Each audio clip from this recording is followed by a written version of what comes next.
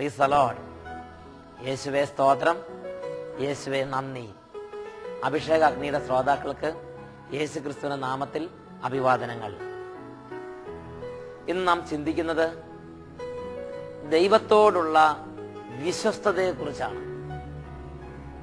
പല ദൈവമക്കളും ദൈവത്തോട് വിശ്വസ്തത പുലർത്തുന്ന കാര്യത്തെക്കുറിച്ച് കാര്യമായി ചിന്തിക്കുന്നില്ല.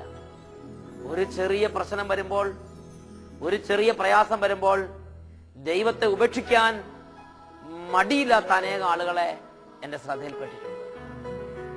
ഞാൻ ഇത്രയും കാലം പ്രാർത്ഥിച്ചിട്ട് എന്റെ പ്രാർത്ഥന എന്റെ ദൈവം കേട്ടില്ല, അതുകൊണ്ട് ഞാൻ പ്രാർത്ഥിക്കില്ല എന്ന് പറയുന്ന ആളുകളെയും എന്റെ ശ്രദ്ധയിൽപ്പെട്ടിട്ടുണ്ട്. പ്രിയപ്പെട്ട ദൈവമക്കളെ, ഇത് പ്രാർത്ഥന കേട്ടോ കേട്ടില്ലയോ എന്നതല്ല ഇവിടുത്തെ പ്രശ്നം. നിനക്ക് ദൈവത്തോടുള്ള വിശ്വസ്തത എന്തായിരുന്നു എന്നാണ് ഇവിടുത്തെ പ്രധാനപ്പെട്ട പ്രശ്നം. ദൈവത്തോടുള്ള വിശ്വസ്തത വളരെ പ്രധാനപ്പെട്ട ഒരു കാര്യമാണ്. Praise the Lord. Hallelujah, hallelujah. യേശുവേ നന്ദി, യേശുവേ സ്തുതി. AD 327 പേർഷ്യൻ സാമ്രാജ്യത്തിൽ സാപ്പോർ രാജാവിന്റെ കാലഘട്ടത്തിൽ 2 വിശ്വാസ വീരന്മാർ ജീവിച്ചിരുന്നു. അവരുടെ പേരാണ് ജോനാസും ബറാക്യൂസും. അവർ വിശ്വാസ വീരന്മാരായിരുന്നു. തങ്ങളുടെ ദൈവത്തെ അറിയുന്നവർ ഉറച്ചു നിന്ന് വീര്യം പ്രവർത്തിക്കുമെന്ന വചനം അവരുടെ ജീവിതത്തിൽ അന്വർത്ഥമായിരുന്നു. സാപ്പോർ രാജാവ് അതികഠിനമായി ക്രിസ്ത്യാനികളെ പീഡിപ്പിക്കുന്ന രാജാവായിരുന്നു.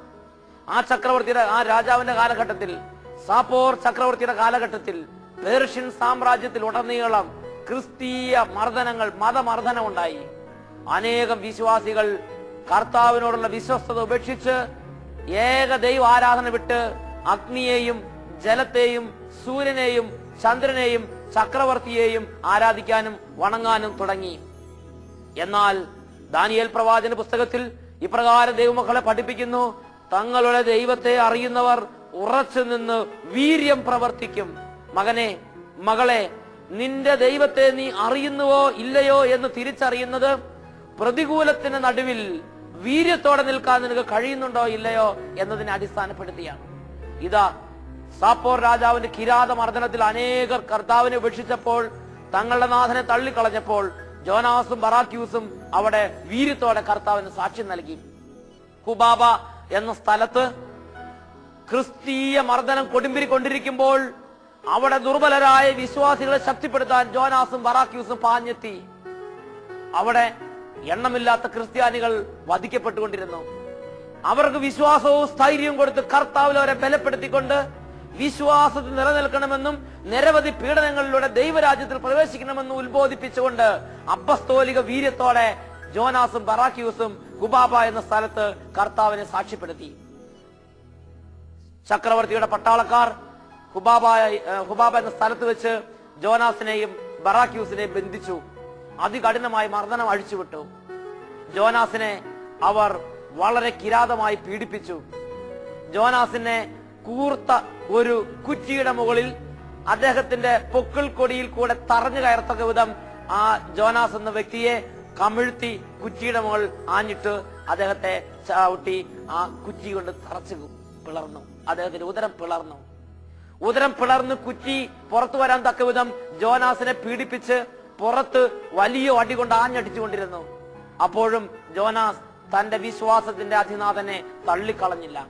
ജോനാസിനോട് പറഞ്ഞു: നീ ജലത്തെയും അഗ്നിയെയും സൂര്യനെയും ചന്ദ്രനെയും ചക്രവർത്തിയെയും ആരാധിക്കുക.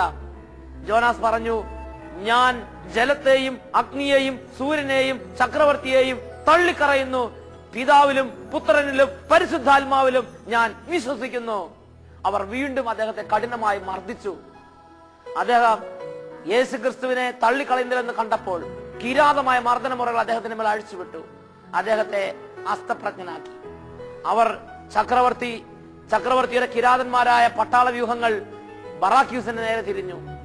ബറാക്യൂസിനോടും ജലത്തെയും അഗ്നിയെയും സൂര്യനെയും ചന്ദ്രനെയും ചക്രവർത്തിയൊക്കെ ആരാധിക്കാൻ ആവശ്യപ്പെട്ടു. ബറാക്യൂസ് സധൈര്യം തങ്ങളുടെ ജീവന്റെ നാഥനെ ആരാധിച്ചപ്പോൾ, യേശുക്രിസ്തുവിനെ ആരാധിച്ചപ്പോൾ ബറാക്യൂസിനെ അവർ അതികഠിനമായി പീഡിപ്പിക്കുകയും നാസാദ്വാരങ്ങളിലൂടെ ഉരുക്കിയ ഈയം ഒഴിക്കുകയും ചെയ്തു. അദ്ദേഹത്തിന്റെ നാവ് മുറിക്കുകയും അദ്ദേഹത്തിന്റെ കൈവിരലുകൾ അരിഞ്ഞു കളയുകയും ചെയ്തു. അങ്ങനെ അതികഠിനമായി പീഡിപ്പിക്കപ്പെട്ടപ്പോഴും ബറാക്യൂസ് തങ്ങളുടെ ജീവന്റെ അതിനാഥനെ, വിശ്വാസത്തിന്റെ അതിനാഥനെ തള്ളിക്കളഞ്ഞില്ല. വീര്യത്തോടെ യേശു ക്രിസ്തുവിനെ മഹത്വപ്പെടുത്തി, വീര്യത്തോടെ യേശു ക്രിസ്തുവിനെ ആരാധിച്ചു. Hallelujah, hallelujah. തങ്ങളുടെ ദൈവത്തെ അറിയുന്നവർ ഉറച്ചു നിന്ന് വീര്യം പ്രവർത്തിക്കും. പ്രിയപ്പെട്ട ദൈവമക്കളെ, ഇവർ കർത്താവായ യേശു ക്രിസ്തുവിനെ തള്ളിക്കളയുന്നില്ലെന്ന് കണ്ടപ്പോൾ ഇവരെ അതികഠിനമായി പീഡിപ്പിച്ച് അതികഠിനമായി ഇവരെ മരണശിക്ഷയ്ക്ക് വിധേയമാക്കി. ജോനാസിന്റെ നാവ് മുറിച്ചു കളയുകയും തലയിൽ നിന്ന് തൊലി ഉരിഞ്ഞെടുക്കുകയും ചെയ്ത് അതികഠിനമായി കിരാത പീഡനം ഏൽപ്പിച്ച് വധിച്ചു കളഞ്ഞു. ബറാക്യൂസിനോട് പറഞ്ഞു, നിന്റെ ജീവൻ രക്ഷിക്കാൻ ആഗ്രഹിക്കുന്നുണ്ടെങ്കിൽ ഇപ്പോൾ നീ യേശുവിനെ തള്ളി അഗ്നിയെയും ജലത്തെയും ആരാധിക്കുക. ബറാക്യൂസ് സധൈര്യം പീഡനത്തിന്റെ നടുവിലും വിശ്വാസത്തിന്റെ ബലം വിടാതെ കർത്താവിനെ ആരാധിച്ചുകൊണ്ട് ജലത്തെയും അഗ്നിയെയും തള്ളി പറഞ്ഞു. അവർ ബറാക്യൂസിനെയും ബറാക്യൂസിന്റെ അതനങ്ങൾ വാ പൊളിച്ച് ഉരുക്കിയ ടാർ ഒഴിച്ച് അദ്ദേഹത്തെ കൊന്നുകളഞ്ഞു. പ്രിയപ്പെട്ട ദൈവമക്കളെ, വീര്യത്തോടെ കർത്താവിനെ ഏറ്റുപറഞ്ഞ രണ്ട് വീരസന്താനങ്ങളാണ്, തിരുസഭയുടെ രണ്ട് വീരസന്താനങ്ങളാണ് ജോനാസും ബറാക്യൂസും. ഇവരുടെ രക്തത്തിൽ ഒരു വലിയ ശക്തി എപ്പോഴും തിളച്ചു മറിഞ്ഞുകൊണ്ടിരുന്നു. എന്റെ കർത്താവിനോട് എന്റെ മരണം വരെ എനിക്ക് വിശ്വസ്തനായിരിക്കണം. ഒരു ചെറിയ കാര്യം വരുമ്പോൾ തന്നെ യേശു ക്രിസ്തുവിനെ തള്ളി ലോകത്തിന്റെ വഴികളിലൂടെ പോകുന്ന നമ്മെ ലജ്ജിപ്പിക്കുന്ന വീരന്മാരല്ലേ ജോനാസും ബറാക്യൂസും. ഒരു ചെറിയ കാര്യം മതി കർത്താവിനെ തള്ളി പറയാൻ, ഒരു ചെറിയ ബുദ്ധിമുട്ട് മതി കർത്താവിനെ ഉപേക്ഷിച്ച് ലോകത്തിന്റെ വഴിയെ പാഞ്ഞു പോകാൻ വേണ്ടി. പ്രിയപ്പെട്ട ദൈവമക്കളെ, പടക്കളത്തിലേക്ക് പായുന്ന കുതിരയെ പോലെ ഈ ഓട്ടം എങ്ങോട്ടാണ്? യേശു ക്രിസ്തുവിനെ തള്ളിയുള്ള ഈ ഓട്ടം എങ്ങോട്ടാണ്? നിങ്ങളുടെ ജീവിതത്തിൽ മരണം വരെ വിശ്വസ്തനായിരിക്കാനുള്ള വിളിയുണ്ട് എന്ന് എന്തുകൊണ്ട് നിങ്ങൾ അറിയുന്നില്ല? യാക്കോബ് ശ്ലീഹയുടെ ലേഖനത്തിൽ 1-ാം അധ്യായത്തിൽ 12-ാം വാക്യം, പരീക്ഷകളെ ക്ഷമയോടെ അതിജീവിക്കുന്നവൻ ഭാഗ്യവാൻ. എന്തെന്നാൽ പരീക്ഷകൾ അതിജീവിച്ചു കഴിയുമ്പോൾ തന്നെ സ്നേഹിക്കുന്നവർക്ക് ദൈവം വാഗ്ദാനം ചെയ്തിരിക്കുന്ന ജീവന്റെ കിരീടം അവിടുന്ന് അവർക്ക് നൽകും. മരണം വരെ വിശ്വസ്തരായവർക്ക് മാത്രം ദൈവം കൊടുക്കുന്ന ഒരു കിരീടമുണ്ട്. ആ കിരീടത്തിന്റെ പേരാണ് ജീവന്റെ കിരീടം. Hallelujah, hallelujah. ഞാനും നിങ്ങളും വിളിക്കപ്പെട്ടിരിക്കുന്നത് ഈ ജീവന്റെ കിരീടം പ്രാപിക്കാൻ വേണ്ടിയാണ്.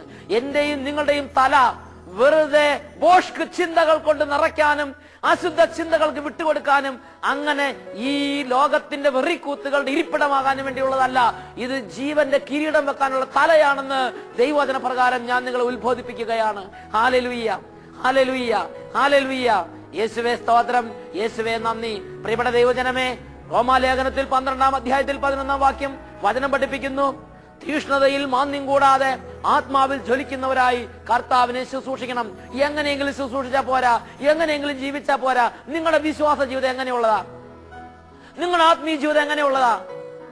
ഞാൻ കർത്താവിനെ അനുഗമിക്കുന്നതിൽ പരാജയപ്പെടുന്നു, എനിക്ക് വളരാൻ പറ്റുന്നില്ല, ഞാൻ പ്രാർത്ഥനയിൽ വീണു പോകുന്നു, ഞാൻ വീണ്ടും പാപത്തിലേക്ക് വീണു പോകുന്നു, ഇങ്ങനെയൊക്കെ നിങ്ങൾ പരാതി പറയുന്നുണ്ടല്ലോ. മക്കളെ, നിങ്ങളൊന്ന് മനസ്സിരുത്തി ചിന്തിക്ക്, എങ്ങനെയുള്ള നിങ്ങളുടെ ആത്മീയ ജീവിതം? തീഷ്ണതയിൽ മാന്യം കൂടാതെ കത്തി ജ്വലിക്കുന്ന ഹൃദയത്തോടെയാണോ നിങ്ങൾ കർത്താവിനെ അനുഗമിക്കുന്നത്? പ്രിയപ്പെട്ട ദൈവമക്കളെ, വിശ്വാസത്തിൽ നിലനിന്ന് നിരവധി പീഡനങ്ങളുടെ ദൈവരാജ്യത്തിൽ പ്രവേശിക്കണമെങ്കിൽ ഒരു ബേസിക് ക്വാളിഫിക്കേഷൻ ആവശ്യമുണ്ട്, വിശ്വസ്തത. വിശ്വസ്തത, വിശ്വസ്തതയുള്ളവർക്ക് മാത്രമേ കിരീടം ലഭിക്കുകയുള്ളൂ. ജീവന്റെ കിരീടം നീ ആഗ്രഹിക്കുന്നുണ്ടോ? നീ പീഡനത്തിന്റെ നടുവിലും കർത്താവിനോട് കൂടെ ചേർന്ന് വാഴാൻ നീ ആഗ്രഹിക്കുന്നുണ്ടോ?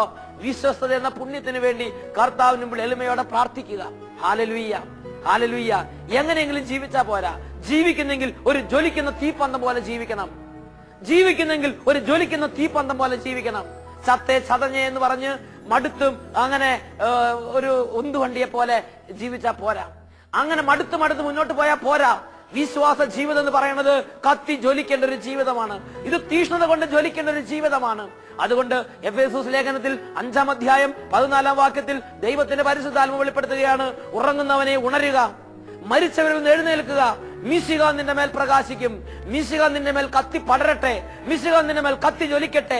ഒരു തീപന്തം പോലെ മിശിഹ നിന്റെ മേൽ കത്തി കത്തി കത്തി ജ്വലിക്കുന്ന ഒരു പ്രകാശ ഗോപുരമായി, ഒരു അഗ്നി ഗോപുരമായി, യേശു ക്രിസ്തു കത്തി ജ്വലിച്ചു നിൽക്കുന്ന ഒരു അഗ്നി ഗോപുരമായി എന്റെയും നിങ്ങളുടെയും ജീവിതങ്ങൾ രൂപാന്തരപ്പെടാൻ വേണ്ടി എളിമയോടെ കർത്താവിന് വിട്ടുകൊടുക്കുക. Hallelujah, hallelujah. യേശുവേ സ്തോത്രം, യേശുവേ നന്ദി. വിശുദ്ധ ലിഖിതത്തിൽ വെളിപാടിന്റെ പുസ്തകത്തിൽ 2-ാം അധ്യായത്തിൽ 10-ാമത്തെ വാക്യം വചനം പഠിപ്പിക്കുന്നു, മരണം വരെ വിശ്വസ്തനായിരിക്കുക, എന്റെ ജീവന്റെ കിരീടം ഞാൻ നിനക്ക് നൽകും. മരണം വരെ വിശ്വസ്തനായിരിക്കുക, ജീവന്റെ കിരീടം ഞാൻ നിനക്ക് നൽകും. വിശ്വാസത്തിൽ ദുർബലരായവരെ, ആത്മീയമായി മന്ദത ബാധിച്ചവരെ, ദൈവമായ കർത്താവിനെ ഉപേക്ഷിക്കാൻ മടിയില്ലാത്തവരെ, ഈ നിമിഷങ്ങളിൽ പൗരുഷത്തിന്റെ ആത്മാവ് എല്ലാവരുടെ മേലും ആവസിക്കട്ടെ. ദാനിയേലിൽ പ്രവർത്തിച്ച ആത്മാവ്, ജോനാസിലും ബറാഖ്യൂസിലും പ്രവർത്തിച്ചുകൊണ്ടിരുന്ന ആത്മാവ്, അപ്പസ്തോല നിരകളിൽ കത്തിപ്പടർന്ന ആത്മാവ്, ശക്തിയുടെയും പൗരുഷത്തിന്റെയും ആത്മാവ്, തിരുസഭയുടെ ആത്മാവ് ഇപ്പോൾ ദൈവജനത്തിന് മേൽ ഒഴുകട്ടെ. ഒരു നിമിഷം പ്രാർത്ഥിക്കാം. Hallelujah, hallelujah. ഓ ദൈവമേ, മുരടിച്ച് മങ്ങിപ്പോയ ജീവിതങ്ങളെ ഇപ്പോൾ അവിടുന്ന് കത്തി ജ്വലിപ്പിക്കണമേ. തളർന്നവരെ ഉണർത്തണമേ, നിർവീര്യരായവരെ വീണ്ടും ജീവിപ്പിക്കണമേ, മരിച്ചുപോയവരെ ഉയർപ്പിക്കണമേ. വിശ്വാസത്തിന്റെ ശക്തി കെട്ടവരെ ഇപ്പോൾ ഒരിക്കൽ കൂടെ വിശ്വാസത്തിന്റെ ശക്തിയാൽ കത്തിജ്വലിക്കുവാൻ തക്കവിധം അങ്ങ് ഉയർപ്പിക്കണമേ എന്ന് പ്രാർത്ഥിക്കുന്നു. Hallelujah, hallelujah. സകല ജഡത്തിന്റെ മേലും ദൈവത്തിന്റെ അരൂപി, ജീവന്റെയും പൗരുഷത്തിന്റെയും അരൂപി ഇപ്പോൾ ഒഴുകട്ടെ. Hallelujah, hallelujah. യേശുവേ, യേശുവേ, അങ്ങയുടെ പരിശുദ്ധ നാമത്തിൽ സകലരും ഉണരട്ടെ. ഹല്ലേലൂയ. തീഷ്ണതയിൽ മാന്യം കൂടാതെ ആത്മാവിൽ ജ്വലിക്കുന്നവരായി മരണം വരെ വിശ്വസ്തയോടെ കർത്താവിനെ സാക്ഷിക്കുന്ന വീരന്മാരായി മാറാൻ തക്കവിധം ഇന്ന് ഈ നിമിഷം അങ്ങയുടെ മക്കൾ ശക്തി പ്രാപിക്കട്ടെ. സ്തോത്രം. ഹല്ലേലൂയ. യേശുവേ, യേശുവേ, അങ്ങയുടെ ശക്തിയാൽ നിറയ്ക്കുന്നു. സ്തോത്രം. ഹല്ലേലൂയ. യേശുവേ ആരാധന, യേശുവേ മഹത്വം. ഹല്ലേലൂയ.